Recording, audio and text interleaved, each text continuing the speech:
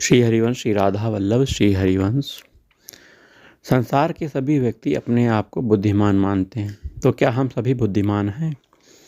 भारत के आर्य ऋषियों ने अपनी त्यागमयी, पवित्र और तीव्र साधना के बल से उस परात्पर परमात्म तत्व की परम तत्व का साक्षात्कार किया था, जो एकमात्र नित्य सत्य है।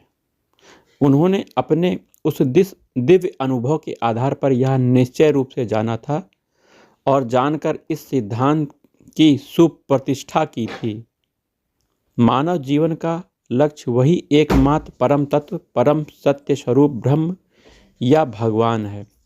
इसी से उन्होंने भारतीय संस्कृति के प्रत्येक क्षेत्र में मानव के जीवन को चलाया था, ब्रह्म की ओर, भगवान की ओर। जन्म से लेकर मृत्यु पर्यंत तक प्रत्येक स्थिति में प्रत्येक कर्म किया जाता था आध्यात्मिक भूमि के आधार पर भगवान की प्राप्ति या भगवत प्रीति के लिए। धर्म के द्वारा नियंत्रित भागवत केंद्रित अर्थ और काम का यथायुग निर्दोष अर्जन और उपयोग करते हुए मनुष्य अपने लक्ष्य, जो कि मोक्ष है, या भगवान की ओर बढ़ता था। गुरुकुल में प्रवेश, गृहस्थ आश्रम के कर्तव्य का पालन, फिर वानप्रस्थ संन्यास सभी में प्रधान हेतु रहता था, भगवत प्रीति रहता था। इसी से जीवन में त्याग की प्रधानता थी और कर्तव्य पालन का भाव था। आज की संस्कृति में भगवान के बदले भोग जीवन का लक्ष्य हो गया है। इसी से त्याग के स्थान पर अर्थ और कर्तव्य के स्थान पर अधिकार ने दृढ़ आसन जमा लिया है। इसी का परिणाम है व्यष्टि और समष्टि सभी के जीवन की अनवरत दुखमयता, संघर्ष वृत्ति, हिंसा, अशांति, दुख, कलह। इसी के कारण हमारी संपत्ति की समृद्धि की कल्पना आज दैवी न होकर आसुरी हो गई है। परंतु यथार्थ में न तो आसुरी संपदा वास्तविक संपत्ति है, न आसुरी संपदायुक्त मानव के जीवन में शांति को ही स्थान है। भौतिक विषयों में सुख होता, लौकिक धन संपत्ति में सुख होता और इससे शांति प्राप्त होती, तो असुरों का समुदाय सदा सुख शांति का अनुभव करता। असुरों में जो कभी सुख और आनंद के या शांति के कल्पित दर्शन होते हैं, वे वैसे ही हैं जैसे शराब के नशे में बेहोश पड़े हुए शराबी की शांति, मुर्दनी या गंदे नाले में पड़े हुए बड़बड़ाते हुए शराबी का आनंद प्रकट करना। वस्तुतः असुर भावापन्न मानव की भोग संपत्ति नित्य दुख और अशांति का ही उत्पादन है। अशांति, असंतोष दुख के असंभावी परिणाम हैं, अवश्यंभावी, अवश्य होने वाले परिणाम हैं। आज के व्यष्टि और समष्टि जगत में जो घोर अशांति, शत्रुता, एक दूसरे का नाश करने की प्रतिस्पर्धा, सर्वत्र शंकाशीलता, भय, युद्ध, ईर्ष्या, जलन आदि छाए हैं, इसका कारण यह त्याग शून्य भोग संपत्ति की लालसा ही है। आज भौतिक विज्ञान और भौतिक समृद्धि में सबसे बढ़कर देश अमेरिका, रूस, चाइना माने जाते हैं। पर अमेरिका के आंकड़े बताते हैं कि खून, बलात्कार, डकैतियां, मोटरों की चोरियां, ठगी, आत्महत्या की संख्या अन्य देशों की अपेक्षा वहां अधिक है। पागलपन का रोग तो इतना बढ़ता जा रहा है कि लोग आशंका करने लगे हैं कि यही गति बनी रही तो आगामी कुछ समय में अमेरिका पागलों का देश हो जाएगा। यही स्थिति रूस की भी है। क्रिया के बाहरी स्वरूप में अंतर है, पर असंतोष, जलन, अशांति, द्वेष, वैर, प्रतिहिंसा, हिंसा वृत्ति में दोनों एक दूसरे से बढ़ चढ़ कर हैं। रूस और अमेरिका की बात कर रहे हैं।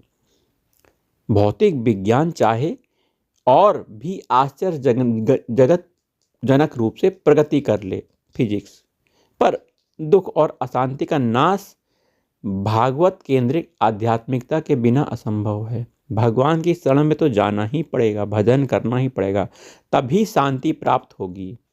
अर्जुन के पूछने पर भगवान ने गीता में बतलाया कि विषय आसक्ति रूप रजोगुण से उत्पन्न काम ही क्रोध बन जाता है और विषय कामना ही समस्त पापों के उत्पादन में मूल कारण है। आज सारा विश्व भोग काम के पीछे उन्मत्त है। मोहमयी प्रमाद की मदिरा को पीकर सारा जगत पागल हो रहा है और पागल अपने को पागल नहीं मानता। अतएव यह पागलपन दूर भी कैसे हो? भारतीय संस्कृति में कठोर से कठोर भौतिक कर्म भी आध्यात्मिक भूमिका में निष्काम भाव से ईश्वर प्रीत्यर्थ होते थे। भगवान ने युद्ध रूप महान घोर कर्म के लिए आदेश देते हुए अर्जुन से कहा, मयि सर्वाणि कर्माणि संन्यस्ति याध्यात्म चेतसा निराशीर निर्ममो भूत्वा युध्यस्व विगत ज्वरा। तुम अपने मन को आध्यात्म में रखे रहो, मुझ में जोड़े हुए कुछ भी कर्म करो, किसी फल के लिए न करके उन सब का मुझ में भली भांति त्याग करते रहो। मेरे लिए ही कर्म करो और भोग की सारी आशा, लौकिक प्राणी पदार्थों की ममता, कामना आदि से होने वाले सारे मानस तापों को त्याग करके युद्ध करो। युद्ध भी भगवान के लिए और उनमें मानस तापों का सर्वथा अभाव। आज ठीक इसके विपरीत हो रहा है। इसके विपरीत सर्वत्र धार्मिक और आध्यात्मिक क्षेत्र में भी सेवा, त्याग, ज्ञान प्रसार आदि के प्रसंगों में मनुष्य अशांति, अंतर्दाह से संतप्त हो रहा है। इसका कारण यही है कि उसका लक्ष्य भगवान के बदले भोग हो गया है। उसके जीवन की आधार भूमि आध्यात्मिक के बदले सर्वथा भौतिक हो गई है। वह आज धर्म तथा अध्यात्म की बात भी अनिश्चयात्मिका भौतिक बुद्धि से सोचकर ही करता है। इसी से सभी जगह अशांति, दुख, संपत्ति में भी विपत्ति, सुख में भी दुख, जो कि अवश्यम भावी है। शांति कैसे मिलती है? सारी कामनाओं को छोड़कर जो मनुष्य निष्प्रिय होकर विचरता है तथा जिसमें ममता अहंकार नहीं है, वह शांति को प्राप्त होता है। अर्थात भगवान कहते हैं, जो मुझ समस्त यज्ञों के भोक्ता, समस्त लोकों के महान ईश्वर, सर्वज्ञ सर्वशक्तिमान भगवान को सब प्राणियों का सुहृद मान लेता है, वह शांति को प्राप्त होता है। अन्यथा काम और भोग परायण व्यक्ति या देश तो जीवन भर सर्वथा अपार चिंताओं से घिरा रहता है। अर्जुन, मृत्यु के अंतिम क्षण तक अपरिमित चिंताओं से ग्रस्त रहते हुए भी वे कामोग भोग परायण मानव निश्चित रूप से यही मानता है कि बस यही सब कुछ है। इसी से सैकड़ों आशाओं की फांसियों में बंधे हुए वे काम क्रोध को ही अपना बल मानते हैं और विषयों की प्राप्ति के लिए अन्यायपूर्वक अर्थ संचयन करने का प्रयास करते हैं। मोह जाल से ढका हुआ उन लोगों का चित्त सदा अशांत भटकता रहता है। इस प्रकार विषय भोगों में आसक्त वे कष्ट अशांति भोगते हुए मरते हैं और फिर महान अपवित्र नरकों में जाते हैं। वे मुझ भगवान को न पाकर जन्म जन्म में आसुरी योनि में उत्पन्न होते हुए फिर नीच गति में जाते हैं। वहीं इस प्रकार ऐसे मानव जीवन भर दुख, चिंता, अशांति से जीवन बिताते हुए मरने के बाद अपवित्र नरकों में पड़ते हैं और बार बार दुखमयी आसुरी योनि को प्राप्त होते हैं। यह वस्तुतः मानव जीवन की सबसे बड़ी असफलता और उनका दुष्परिणाम है। आज का मानव जो केवल भौतिक प्रगति को ही उन्नति, भौतिक विकास को ही विकास मानकर अंधा होकर उसी के जीवन का प्रत्येक पल उसी में लगा हुआ है, वह वास्तव में बुद्धिमान नहीं है। वह सचमुच प्रगति की ओर ना जाकर, विकास की ओर ना जाकर, इनके नाम पर यथार्थ में अधोगति और विनाश की ओर ही दौड़ा जा रहा है। बुद्धिमान की परिभाषा करते हुए भगवान कहते हैं, हे कौन्तेय, जितने भी ये संस्पर्शज भोग हैं, सब दुख योनि, दुखों की उत्पत्ति के स्थान हैं और आदि अंत वाले हैं। इसमें बुद्धिमान पुरुष कभी नहीं फंसता। फिर बुद्धिमान क्या करता है? भगवान कहते हैं, मैं ही सबका उत्पत्ति स्थान हूँ। समस्त जगत की मुझ भगवान से ही प्रवृत्ति होती है। यह मानकर बुद्धिमान भाव संपन्न पुरुष अपने सब कर्मों द्वारा सर्वत्र सदा मेरा ही भजन सेवा करते हैं। अब हमें अपने जीवन पर विचार करके देखना है कि हम वास्तव में बुद्धिमान हैं या निरे मूर्ख, और यदि मूर्ख हैं तो इस मूर्खता के भीषण परिणाम पर विचार करके हमें तुरंत क्या इस मूर्खता का त्याग कर देना चाहिए। तभी हम सच्चे धन से संपन्न समृद्धिशाली होंगे, बादशाहों के भी बादशाह होंगे, और तभी हम वास्तविक परम शांति प्राप्त कर सकेंगे।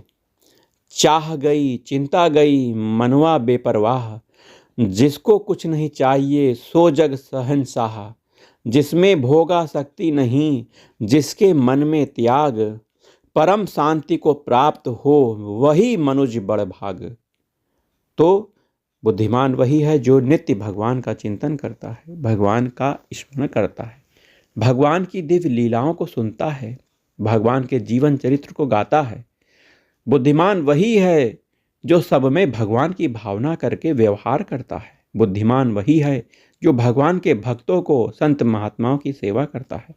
भगवान का भक्त वही है, वही सुखी है, वही बुद्धिमान है जो सभी में भगवान की भावना करते हुए दूसरे को सुख देने की भावना से व्यवहार करता है। राधा वल्लभ श्री हरिवंश श्री वृंदावन श्री वंचन। जय जय श्री राधा।